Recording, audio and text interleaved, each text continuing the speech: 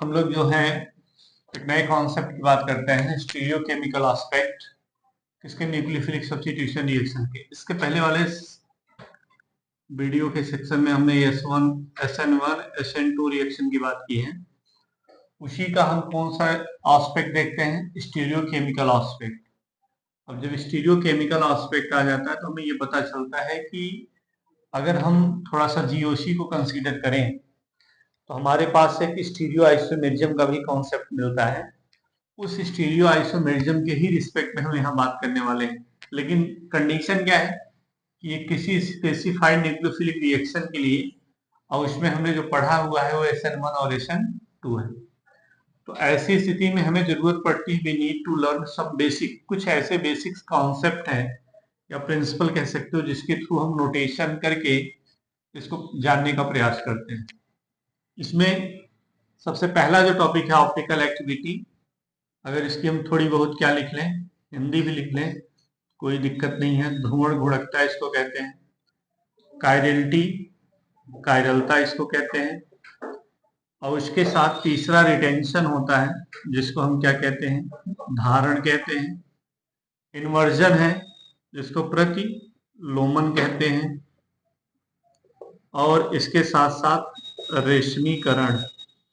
ये इतने टॉपिक हम लोग पढ़ते हैं। हालांकि optical activity, chirality, retention, inversion and racemisation, अगर ये 5 बेसिक्स कॉन्सेप्ट या प्रिंसिपल हम जान लें तो हमारे स्टीरियोकेमिकल एस्पेक्ट या न्यूक्लियोफिलिक रिएक्शन को लेके हैं सब्स्टिट्यूशन को, वो थोड़ा सा क्लियर हो जाए। इसमें सबसे पहला जो आता है वो ऑप्टिकल एक्टिविटी का है। ऑप्टिकल एक्टिविटी के केस में क्या होता है कि अगर हमारे पास कुछ ऐसे सोल्यूशन होते हैं जिन सोल्यूशन के पास, या ऐसे कंपाउंड के सोल्यूशन जिनके पास क्षमता होती है, टेंडेंसी होती है कि उसके ऊपर जो लाइट पड़ती है उस लाइट को आइदर क्लॉकवाइज और एंटी क्लॉकवाइज डायरेक्शन में क्या कर दें, घुमा दें। तो ऐसे कंपाउंड के पास जो अगर टेंडेंसी है, ये टेंडेंसी है, जैसे ये कार्बन है, इसे मान लीजिए कोई कंपाउंड है इस तरीके से, और यहाँ पे डिफरेंट टाइप के कोई क्या लगे हुए, ग्रुप लगे हुए हैं, और इस पे कोई एक लाइट पड़ी और लाइट इस तरीके से पड़ी कि इसमें रोटेशन करा दे आइदर क्लॉकवाइज और एंटी क्लॉकवाइज। तो इसका सीन जो होता है उसी को हम ऑप्टिकल एक्टिविटी कहते हैं। लेकिन अब ये तो कंपाउंड हमारा कैसा हो गया, ऑप्टिकल एक्टिव हो गया। कंपाउंड हमारा कैसा हो गया, ऑप्टिकल एक्टिव। क्यों ऑप्टिकल एक्टिविटी एक्टिव है, इसको थोड़ा सा और समझने का प्रयास करेंगे।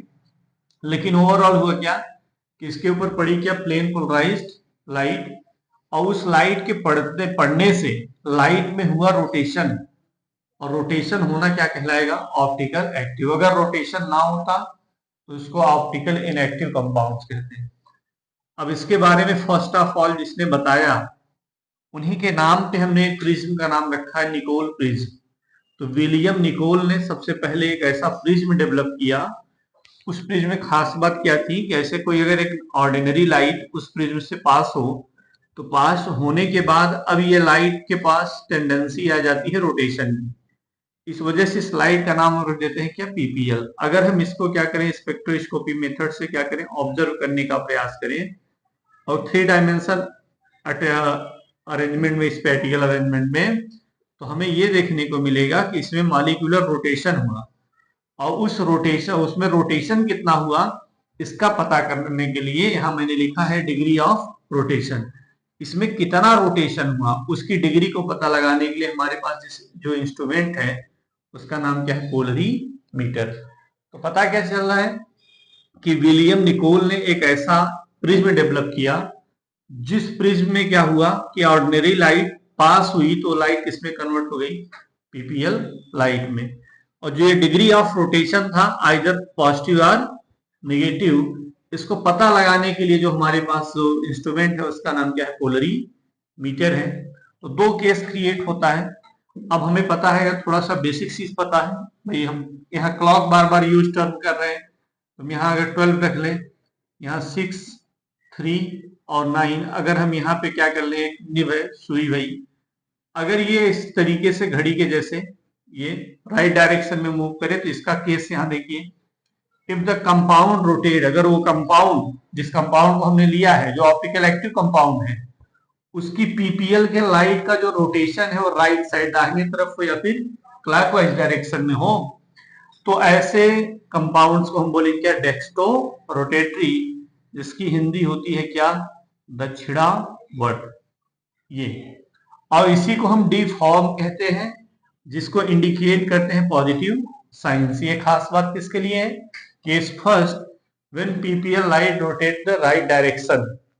दूसरा केस क्या है, अगर वही उल्टा हो जाए, कंपाउंड के ऊपर पीपीएल का जो रोटेशन हो लेफ्ट हो या फिर एंटी क्लॉकवाइज डायरेक्शन, तो उसको हम बोलते हैं लीवो रोटेटरी या फिर यल फॉर्म, और इसको डिग्री ऑफ रोटेशन इंडिकेट किया जाता है किससे, माइनस साइन से।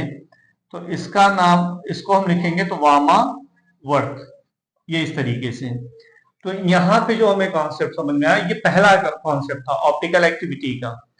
इसी के रिस्पेक्ट में और भी चीजें हैं हमारे पास, वो है कायरल्टी को लेके, एसिमेट्रिक मॉलिक्यूल को लेके। तो लुईस पास्चर ने बताया था, लुईस पास्चर ने क्या बताया था कि जो मैग्नीट्यूड होता है वो चेंज नहीं होता, बट ये जो डिग्री ऑफ रोटेशन है पॉजिटिव या निगेटिव, इट में भी चेंज किसी कंपाउंड के लिए, वो भी सोल्यूशन के केस में।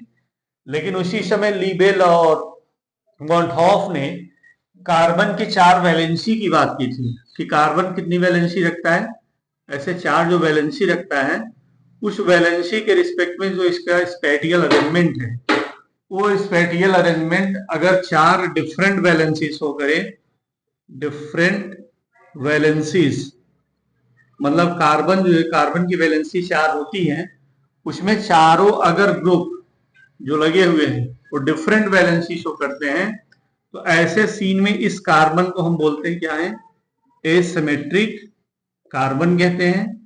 और इसको रिप्रेजेंट करने के लिए हम स्टार मार्क का यूज करते हैं, जिसे हम बोलते हैं क्या है, जिसे हम बोलते हैं स्टीरियोजेनिक सेंटर, स्टीरियोजेनिक सेंटर कहा जाता है।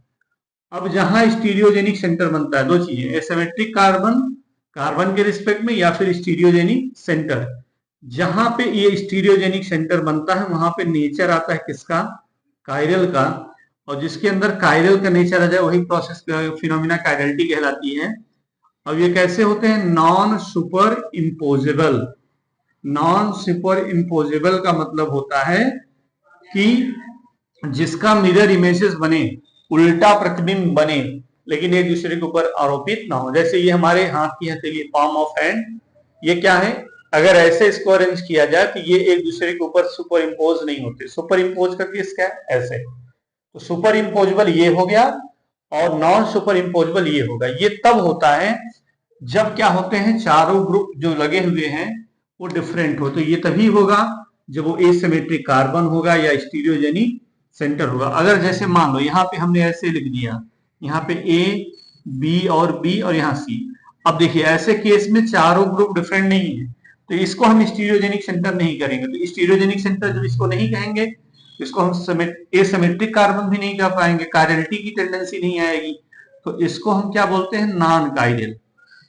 इसको कायरल कह रहे थे, इसको नॉन कायरल। ये क्या हो जाएंगे, सुपर इम्पोजेबल हो जाएंगे, सुपर इम्पोजेबल। जैसे सिंपल आप समझना, अगर एग्जांपल से हम लोग समझें तो एग्जांपल के रिस्पेक्ट में, जैसे सपोज करो ये हमारे पास कोई स्फीयर बॉडी है, इसको हमने मिरर पे ऐसे किया तो ये इस तरीके से।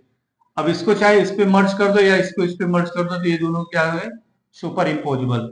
लेकिन अगर ऐसा ना हो केस, तो उसको हम क्या बोलते हैं, नॉन सुपर इम्पोजेबल। और नॉन सुपर इम्पोजेबल का केस होता है किसके साथ, कायरल के साथ। ठीक, तो ये हम लोग को इस तरीके से पढ़ना है। इसी में आगे का टॉपिक होता है एक रिटेंशन और इन्वर्जन।